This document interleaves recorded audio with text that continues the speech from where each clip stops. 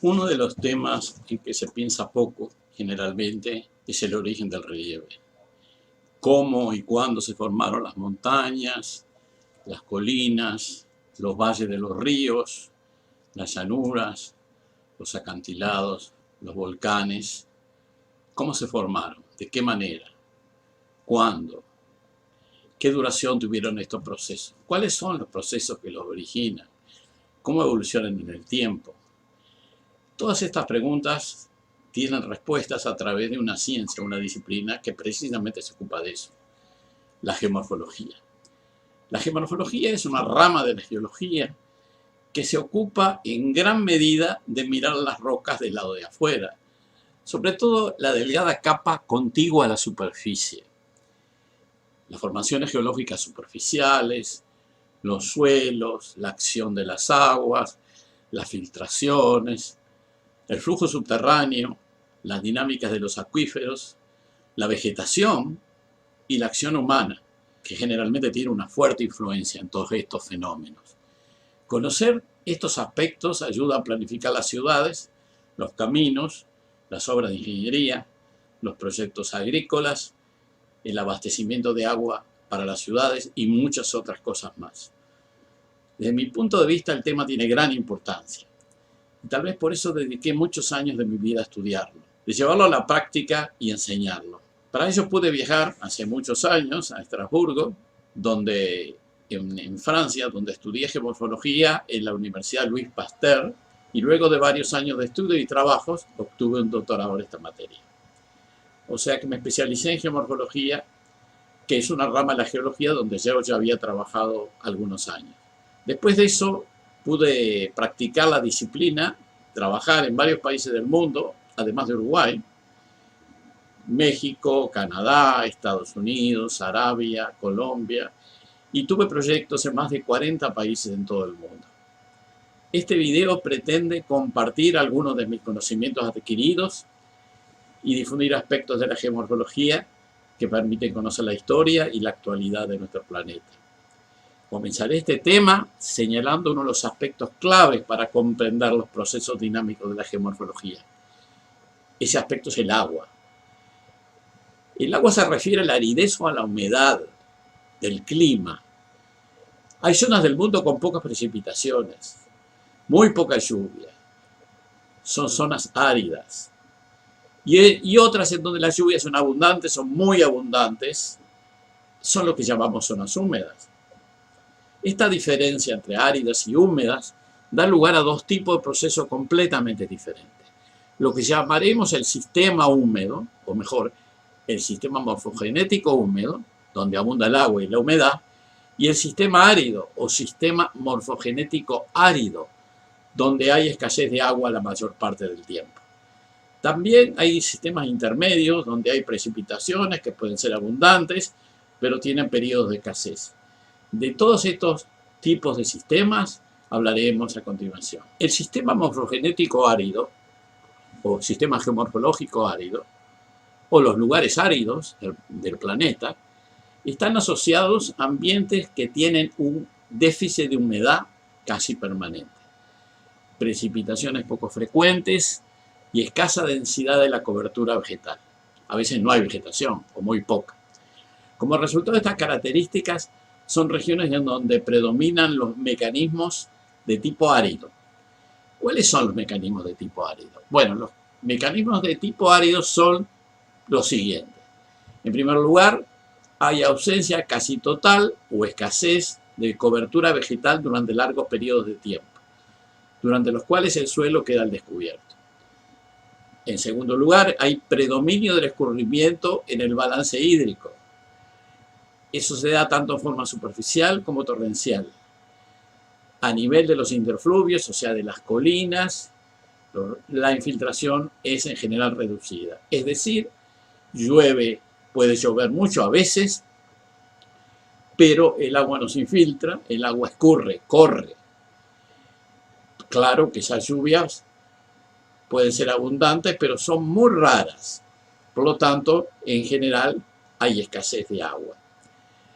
La circulación del agua por debajo del suelo es muy escasa. Esa circulación se llama hipodérmica.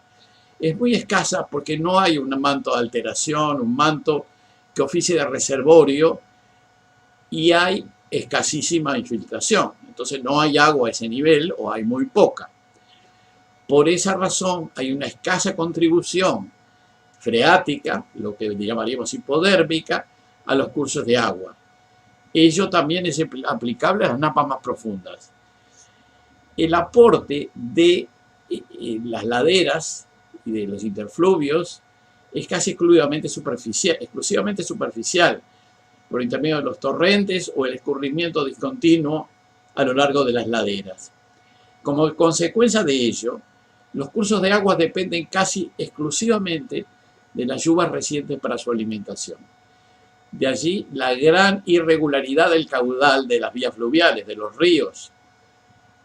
Grandes crecidas y grandes bajantes, que pueden llegar, y a menudo llegan, a que desaparezca totalmente el curso de agua poco después de la lluvia, por un cierto tiempo hasta que llueve de nuevo. Predomina la meteorización física, o sea, la destrucción, desagregación de las rocas desde el punto de vista físico y no químico. Los materiales del sustrato expuestos en superficie se van desagregando de a poco físicamente. Esos procesos de desagregación y fractura de granos son frecuentes. A ese proceso de fractura de granos muchas veces se llama termoclastismo, porque se rompe por acción del enfriamiento y el calentamiento.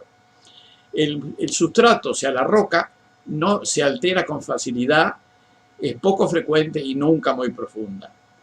Hay ablación intensa en las laderas, o sea, erosión intensa en las laderas. Y también hay erosión en los pequeñísimos cursos de agua que están en las laderas. No los cursos de agua principales, sino los totalmente secundarios, que casi nunca tienen agua y que forman torrentes durante las lluvias. Ahí es intensa la erosión. El balance de ambas formas de erosión da lugar a la forma que tienen estas.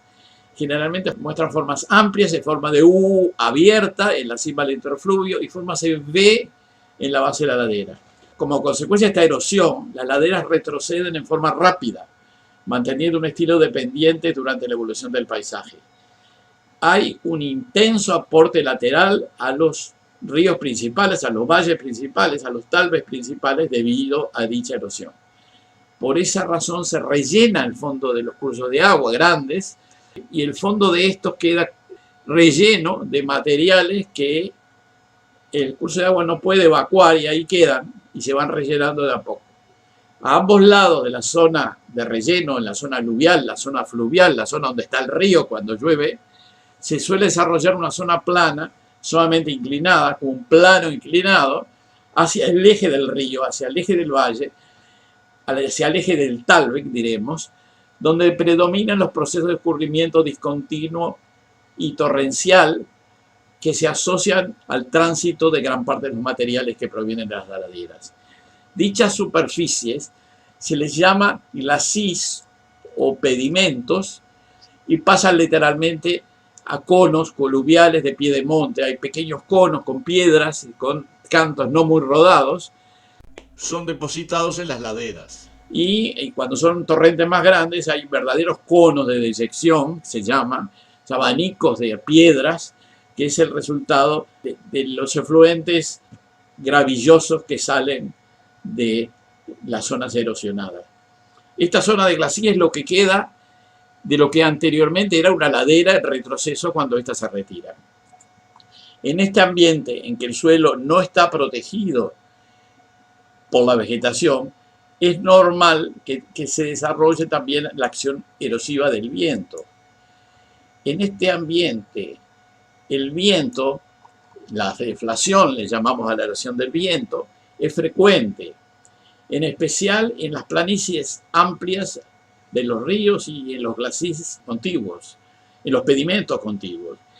Sin embargo, la acción del agua es muy importante y la del viento mucho menos, y es el agua la que determina qué tipo de formas hay, como son los pequeños valles, los grandes valles, los interfluvios, etc. La acción del viento se limita a una movilización de materiales finos, con construcción de formas de detalle, frecuentemente transitorias, a menudo destruidas en tiempo de lluvia. Las zonas áridas de transición al dominio hiperárido, es decir, en lugares donde nunca llueve, es el extremo del sistema árido, ahí sí las formas eólicas empiezan a persistir y a dar la tónica al estilo del paisaje. Hasta que se llega a un punto tal en donde la ausencia de precipitaciones es casi total. Y ahí la morfogénesis, la formación de relieve, es exclusivamente por el viento. Y la acción del viento genera un paisaje de amplia superficie suavemente inclinada, irregulares en el detalle, y testigo de los antiguos interfluvios, de las antiguas colinas, relieves y cerros, que quedan como pequeñas mesetas con laderas escarpadas y una zona cimera de la parte superior relativamente plana que le confiere a menudo el aspecto de mesetas. También quedan restos de antiguos cerros que han perdido la superficie antedicha y que aparecen como islas abruptas o pedregosas en la monotonía del paisaje circundante.